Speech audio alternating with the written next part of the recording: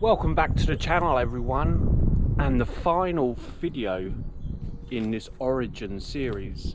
Today we are going to take everything you have researched and everything you have learnt about your family history and compile this into your first ever family history book. And there are no rules in what you have to cover.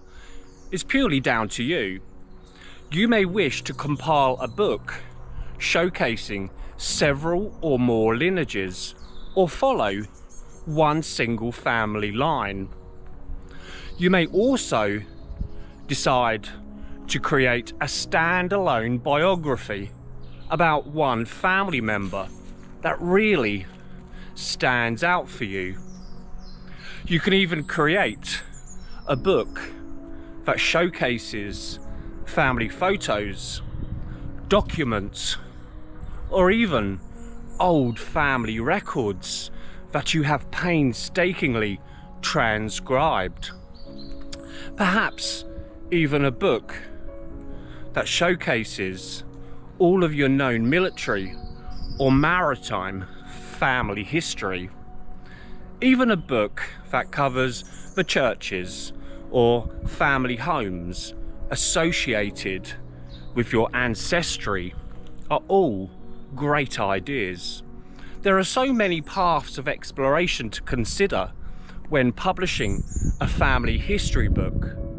If you can't decide, why not work towards writing and publishing more than one book?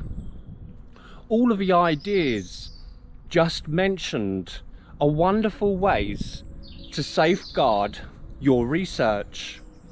They are not an exhaustive guide either, so have a good think about what direction you wish to go. I have either penned or published books that include most of the ideas mentioned. After all, this is your research, and a bound book or volume of works is an incredible way to preserve and share all that hard work. Think about all of the research, family stories, photos, periods, events, people, documents and memorabilia you might include in your book. There truly are no rules about a family history book and what it must look like. What would yours be about? Consider the scope of your book. If you are dealing with the distant past, 5+ generations, you are likely to have facts and documents about those ancestors. But those stories or images you'll have to supplement with period research. If your scope is nearer to the present, you will have more or too many stories and images. Select a realistic scope for one of your books. Your book's style may start as a collection of documents, a summary of your research, the result, a reference book, which readers can then search and select parts to read. The other style is a story-based narrative, which is read like a novel, beginning to end. The best family histories combine these two styles. When you have decided on the scope and style of your book, gather and sort your relevant research. Use index cards or sorting software to move ideas about and see how they fit together. Then develop an outline. Save yourself some time and detours. Only begin writing after your outline is complete. Write a rough draft of your book. Your audience is usually your family, friends, and future family researchers. What is most likely to be interesting and important for your readers? Use a good style sheet for source documentation. Then choose the photos and documents you want to illustrate with the book. Scan your images at a high resolution, 600 ppi or more, and save them in a designated folder. Keep your text separate from your images. Don't try to design your book in your word processing program as you write. Simply note in your text where you want to place the images. It is much easier to change as the book develops. If you opt to find a professional editor, he or she can guide you through every step of publishing. To help with shaping a rough draft, an editor can read it for a developmental edit and suggest ways you can supplement and revise the content for a more finished manuscript. A content editor improves clarity and organization. A copy editor focuses on correctness in grammar, spelling and punctuation. An editor's goal is to make your manuscript all it can be and to perfect it. Every book and author would benefit working with an editor, but if you're on a budget or prefer to go it alone, then there is nothing wrong with that either. You may make a mistake along the way, but you will learn as you go, and you will even develop new skills. There are plenty of options you can choose when designing your own book, like Adobe Creative Suite, Photoshop, InDesign, Bridge, Illustrator and Acrobat. But in truth, I only use Photoshop in that list, as there are programs far easier to use which are available. Vellum, for instance, is an incredible program where you can design, add contents, indexes, chapters and images, and lay out your book in an incredibly professional way, and then export this finished book as a print ready PDF. But if you're publishing alone, then it's a good idea to find a print on demand or printing company first. Then look at the options they provide and the cost of printing, either as a bulk option or even as a single print on demand editions.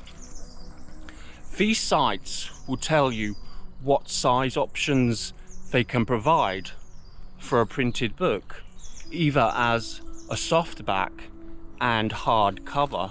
The size option and maximum amount of pages available in your chosen edition is information you need to input into programs like Vellum.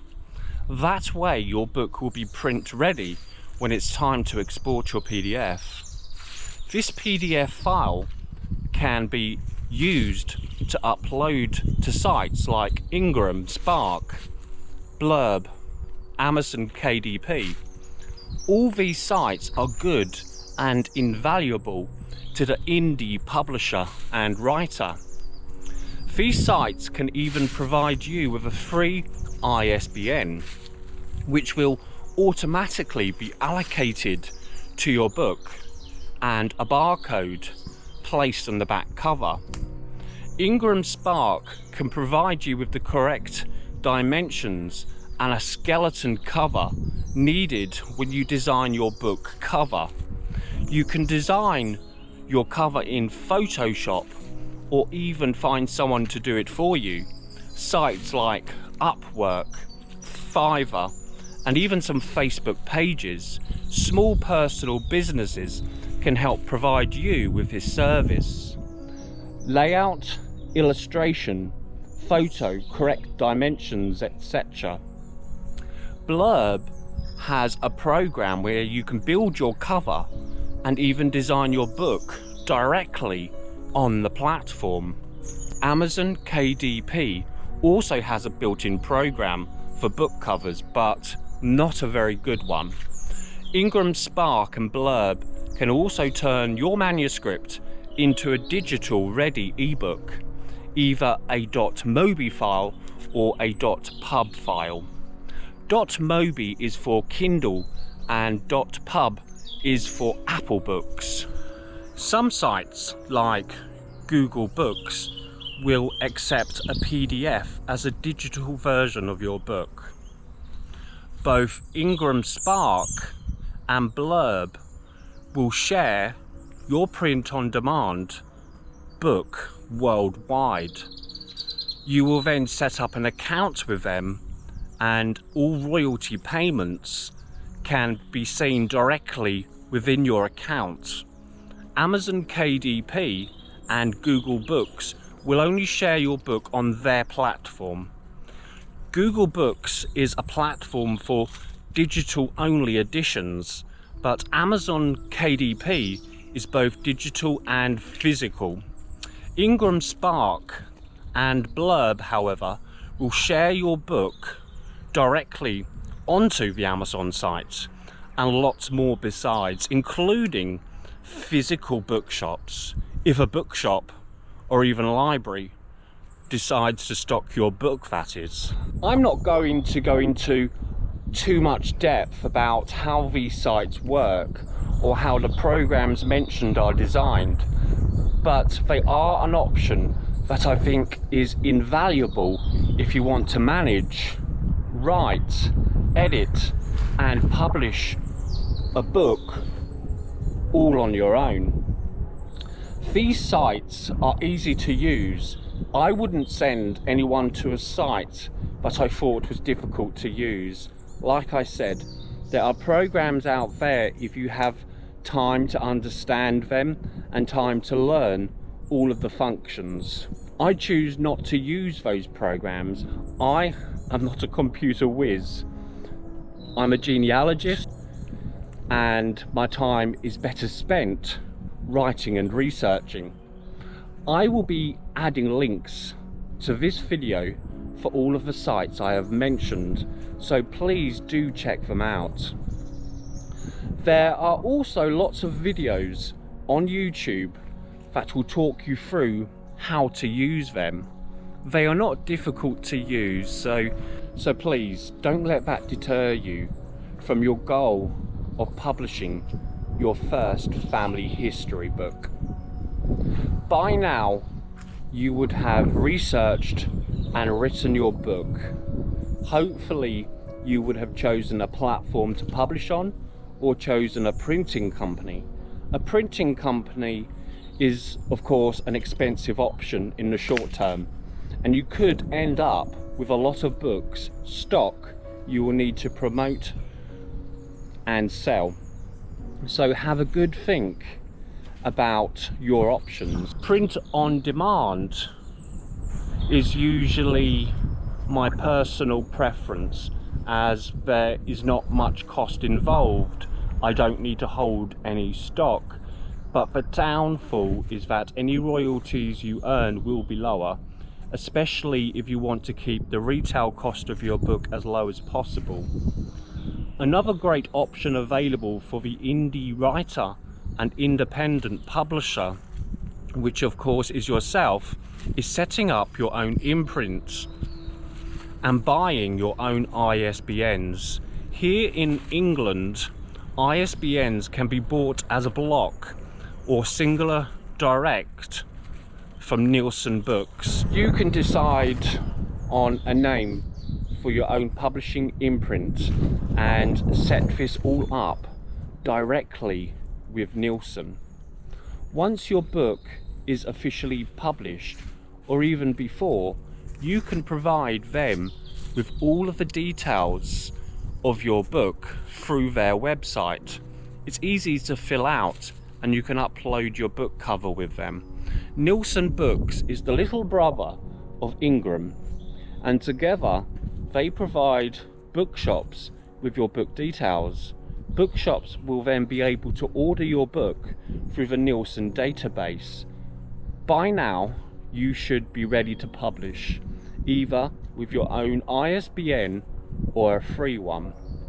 Don't forget, to order a proof copy first before you hit publish on your chosen site for publication, as you will want to make sure the physical book is as perfect as you can make it before publishing.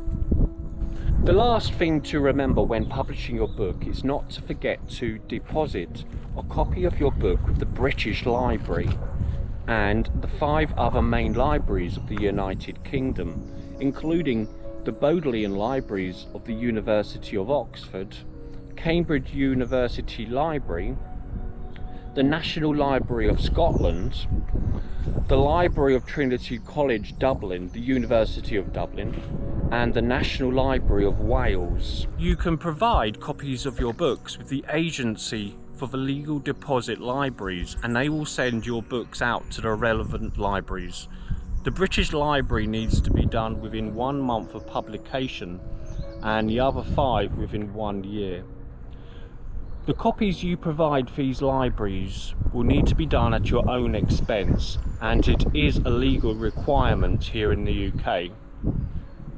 Well everyone, this video was very much the basic outline of where and how to publish a book on your own. You will still need to check out the sites and programs I mentioned and decide on the options available to you. I wish you the best of luck with your writing and publishing adventure. It truly is the final stage of researching your family history. And when you're holding that book in your hand, it will be something to be very proud of. I hope you have all enjoyed this Origin series. There have been 15 videos in total, and I have enjoyed writing and presenting each and every one of them. There are so many topics I can cover in regards to researching your family history, and maybe at a later stage I might decide to record a second Origin series. Please don't forget to give this video a big thumbs up, leave a comment, and if you haven't already, then please subscribe to the channel. You can even support us further and join us on Patreon, or even by buying us a coffee.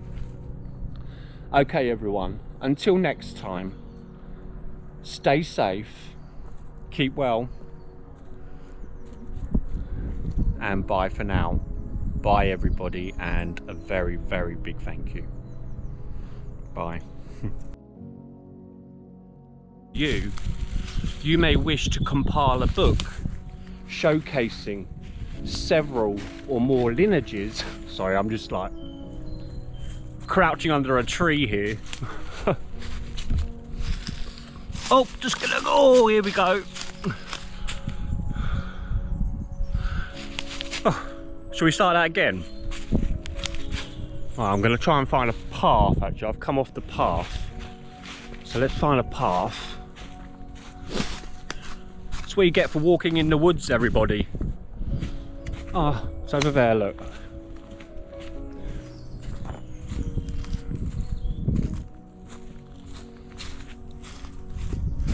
Sorry about this, everybody.